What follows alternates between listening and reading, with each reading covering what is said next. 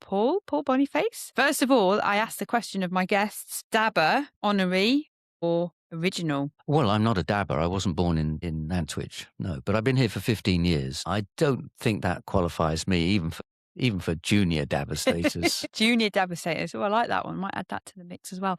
So what brought you to Nantwich? Well, I was at a crossroads in my life, and a friend of mine had a business up here, and he asked me if I would join him. My friend was called Mike, and he set up a company selling equipment for the elderly and disabled. And the first shop of Ableworld, as it's known, was in Nantwich. Yeah. So you were drafted in, weren't you, to help with the setting up of the franchises? Is that right? Yes. So when I joined, we had 8 stores. All of them were owned by the company. And the plan was to expand Ableworld nationwide through the franchise model. So Mike and I did a lot of investigating as to whether it was feasible or not. We determined it was. And so we then set about setting up the franchise network, Brilliant. which we've got 40 stores now around Wow. the country. Scotland, Wales, the north, the south, the east. Crikey, you must be really proud of that. Yeah, I am very proud of it. And there's still more to do. There's still plenty of opportunities for people to take on franchises, and there are still plenty of territories left, and a great need. And for the equipment. what's your role been in that?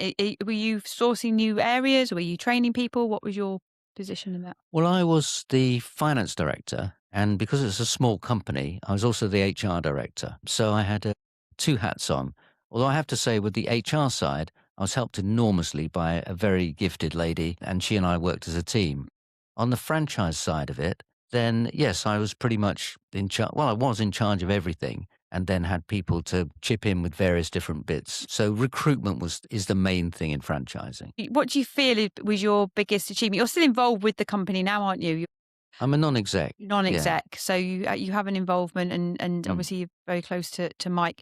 But what would you say, looking back over the last 15 years in terms of Ableworld, what's your personal biggest achievement? Well, it's difficult to say. I think the fact that the company has grown to be undisputedly the number 1 mobility company in the country. We went for various awards. Sometimes we were successful, sometimes we were less successful. But I think that's that growth that I'm proudest of. So aside from Ableworld, you like to, let me see now, you do all sorts of things.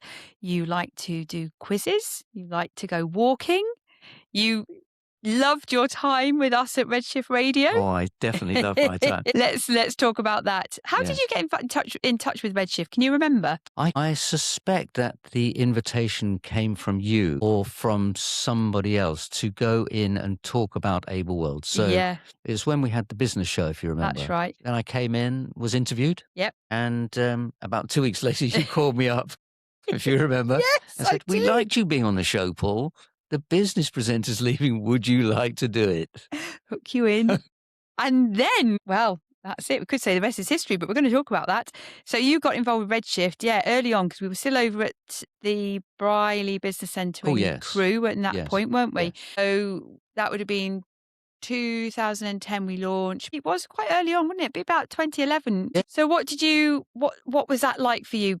Presenting the business show, and then you moved into your own show, which was called? Well, initially we called it Sunday Brunch. We did, didn't we? Indeed, before anybody else in the country or the world had a show on TV or radio called Sunday Brunch. It's been copied. It's been copied many times, hasn't it, since? I think it has, yes. Definitely. What did you do on Sunday Brunch? Well, my idea was to imagine a family sitting round a table on Sunday having a meal together and having something in the background that was music that would, satisfy each member of the audience, of the family. And it reminded me of a program that was on the radio when I was a boy. I think it was something to do with the services, with the foreign services in those days. Oh.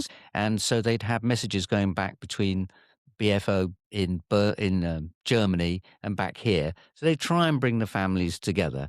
And that was my idea. So you might have a senior member of the family, you might have a very junior member of the family. And could you find some music within that hour or two that would appeal to those different generations? Which is when I came up with the strapline of music across the decades, Yeah. which you also now hear a tremendous amount on radio. I think there'll be some producers were listening to RedShift Radio, weren't they? Getting all their ideas off us. I suspect they were, yes. Definitely. But yeah, it was enormously enjoyable. What was you had a feature, didn't you, about an ironing board? Yes. What was that? Well, one of my listeners, Michelle, said that she used to do her ironing on a Sunday morning listening to the show, and that she did like quite upbeat music, rock music, if you like. And so we did introduce a feature called Rock While the Iron's Hot. That's it. I couldn't remember what it was. A bit corny. That's brilliant. So we used to do lots of outdoor broadcasts together, didn't we? We did. Can you remember some of your favourites? Some of our most entertaining ones? Yes, as you say, we used to help out with various different organisations who couldn't necessarily afford it. So we might go to schools or we might go to societies. I remember doing several at Hall Smith Whittingham, for example. yes. I think that was the food festival. Yeah. So they were very enjoyable. And of course, we presented the Chamber Business Awards. As I used to describe it, my favourite night of the year, presenting with you. That was amazing to see the talent that is around the area. All together, all dressed in their finery, and very, very well handled and presented by the chamber itself. It really was a lovely evening to be able to share some of the best stories and the entrepreneurial spirit that exists in the area. I quite happily look back at those photographs of the white dinner jacket with you next to me, often with a bunch of flowers that had been presented to you by the organisers. Oh, we had some fun, didn't we? Oh, it was a great time. Yeah, definitely had some fun at RedShift. So we've had a bit of a break. We sort of closed RedShift down in about 2021. Yeah, late 2021. Everybody moved over to podcasting, and we didn't really need the studio. And of course, we were in the middle of lockdown and such like. And here we are. 4 or 5 years later now, and I'm just thinking it would be really nice to get a podcast going again. So of course we won't have music on the podcast, but kind of people that you might like to interview. Who would you like to chat with? That's an interesting question. I think the thing with people is everybody's got a story. So the vast majority of people are interesting if you dig beneath the surface, and they allow you to expand on the way they think about things or the way they've developed things. So I don't think there's necessarily a particular area or a particular type of person. So everybody has the potential to be a good interviewee, I believe. Now, one thing you like is travel. Do you want to tell us a bit about some of your most recent or most enjoyable travel experiences? Yes, I think everybody, certainly a lot of my contemporaries these days, we are of an age where we were lucky in the way that things panned out.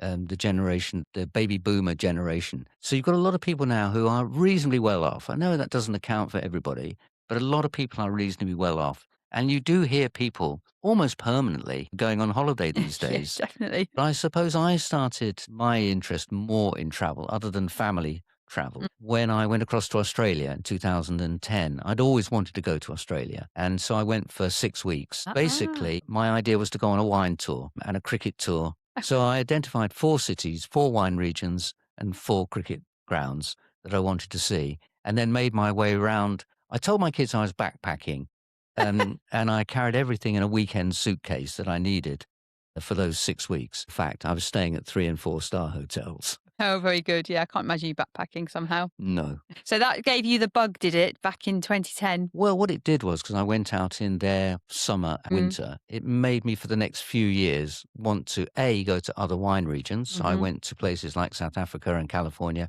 and B, go in the winter when I'd miss the cold in England and enjoy some sunshine. Yeah, definitely.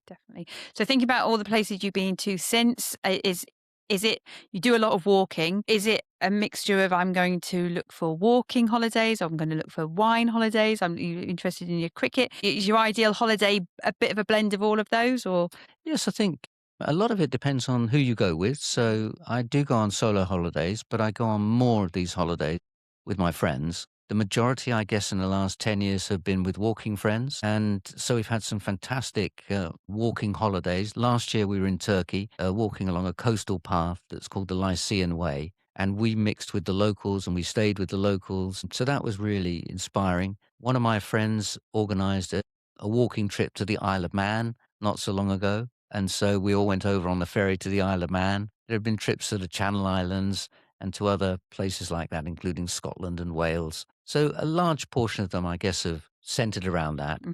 And where possible, I do still like to go to the wine regions. So I've just come back from Porto, for example, port wine, Great. and a very lovely city. It's a 4-day break, but really, really nice place. What did you do while you were there? Well, I walk everywhere. Just walking around, I find, is a pleasure. I have a favorite word in the English language. I can't remember if I've told you.